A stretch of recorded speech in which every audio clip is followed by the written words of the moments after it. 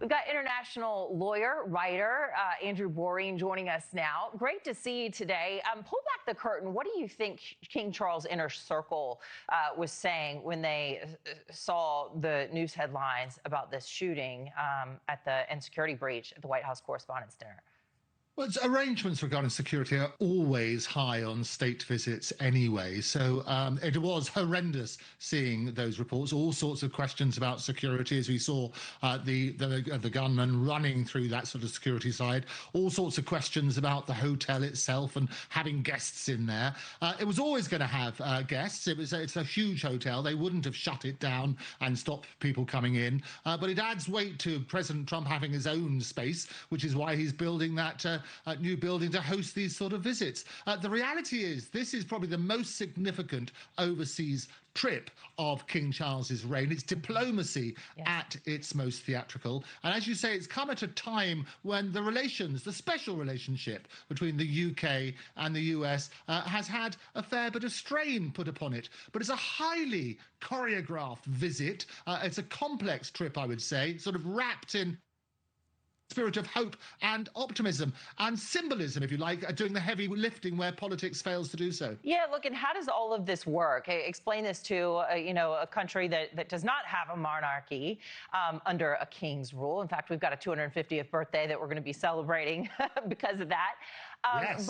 But talk about what this trip really means as far as diplomacy does go. Does King Charles go back and talk to Starmer and say, hey, Trump's doing the right thing, his heart's in the right place? I mean, how critical is this, and what is that relationship like between the king and the prime minister as well?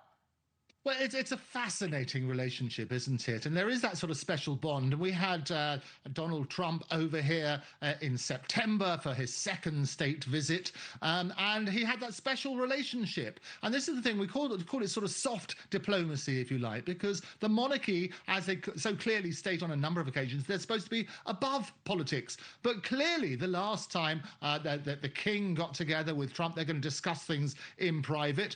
The king, for example, when he was Prince of Wales, had very strong views on climate and so on and so forth, which he spoke to Trump about, because Trump basically thought the whole thing was a con on that sort of basis. We do survive this. The special relationship, it is long-standing political, military, economic and cultural partnership between the US and the United States. It was a phrase which was popularized by Winston Churchill after World War II, and it's used to describe that unusually close cooperation between the countries. But what we also see is that history tells us that friction is normal, but fracture is not. And Winston Churchill himself, he had a disagreement with Roosevelt regarding the strategy with Stalin.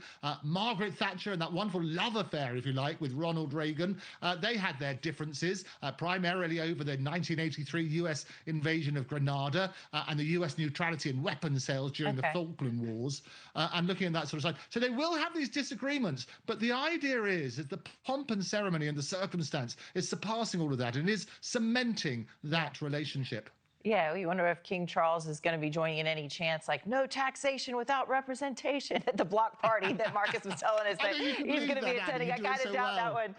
Also, I got to let you go because we're out of time, but I wanted to share with our viewers that King Charles is set to address Congress on Tuesday. This is only the second time a British monarch has directly been able to do so. So we will be watching that this week as well, looking ahead. Andrew Eborn, nice to see you.